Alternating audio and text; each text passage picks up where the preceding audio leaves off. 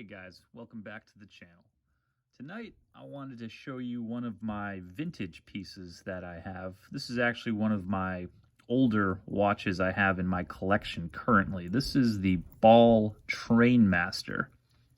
I did a review 2 videos ago on my Ball Marvelite Engineer watch, which I love, so I figured I'd bring this one out and show you guys this vintage piece, which I really love and was one of the many reasons why I got into mechanical watches in the first place, was after I got a hold of this watch. So let me give you a little background on Ball watches if you don't know about them. But Ball watches was actually founded in Cleveland, Ohio in 1891. And the reason why it was founded was there was a major train accident in Ohio where 2 trains actually collided into each other because there was a mess up on one of the conductor's watches, and one of the conductor's watches stopped running for, I believe, 1 or 2 minutes, and it messed up the timing of when the trains were going to cross this track that they were basically both going to use, and it wound up in a head-on collision, and a few people were killed because of that. So they hired this guy named Websy Ball, and he was basically in charge of making watches that were accurate, that the train conductors running these trains could use, and basically to prevent more trains from colliding into each other, So that's how it started. Since then, Ball watches moved to Switzerland. It's a Swiss watch, but for a while it was started in Cleveland, Ohio. Now, this is significant for me because my family, my mom's side of the family, is actually from Cleveland, Ohio. So I actually inherited this watch from my grandfather, and it was actually his dad's watch, making it, this was my great-grandfather's watch. And he worked for the railroads, and when he retired, they gave him this watch as a retirement gift. So before I go over the dimensions, I just wanted to show you this little engraving on the back. As you can see, it says, "From BRT, employees, 11/17/65. As far as I understand, BRT stands for Brotherhood of Railroad Trainmen. Basically, the guys that worked for the trains. I don't know if it was a union or what, but that's what the BRT stands for. And when I got this watch, I never saw my grandfather wear it. So when he passed away and I saw this watch, I had no idea what Ball watch was, who they were, but I immediately fell in love with the watch. I thought it was really cool. So let's go over some of the specs a little bit here.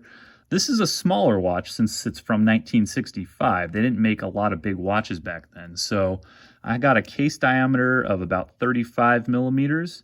With the crown, it's about 40 millimeters. Lug to lug of 45 millimeters.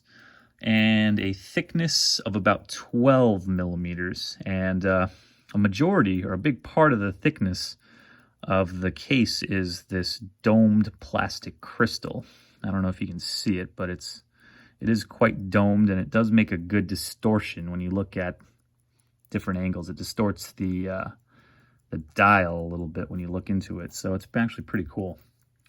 And we got a lug width of 18 millimeters, so it's a good size. And I mean, I like the smaller watches, so this doesn't bother me.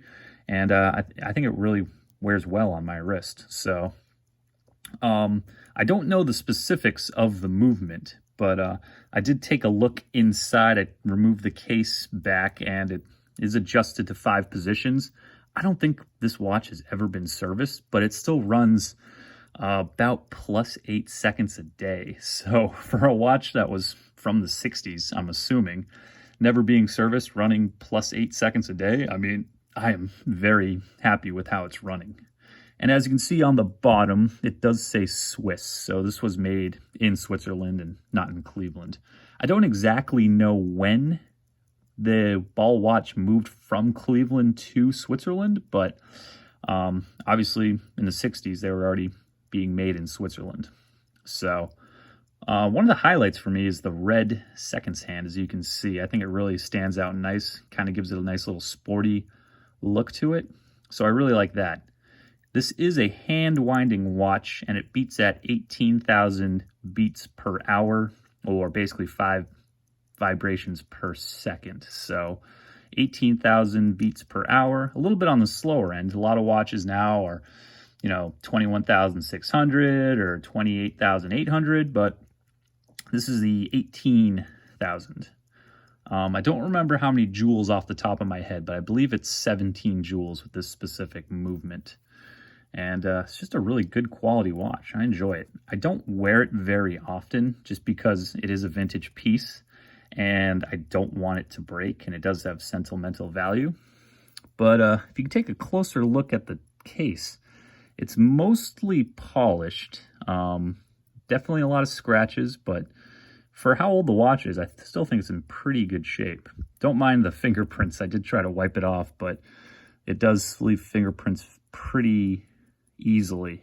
The same case goes with my new ball watch as well. It's mostly a polished case, so it does leave fingerprints. But just a great watch overall, guys. I'm trying to think if there's anything else I missed. Oh, the bracelet. This is not the original bracelet that came on the watch. There was like a stretchy metal one. I don't remember the brand name, but I don't know if it was the original one that actually came on the watch either. But I didn't really like it, so I bought this leather strap from Hodinkee. I usually don't buy their products just because their products are a little bit expensive, but they are quality. I'll give them that. This leather band is very comfortable, and I think it looks really nice on this watch. So let me give you a wrist shot, show you how it looks on my 6 3/4 inch wrist.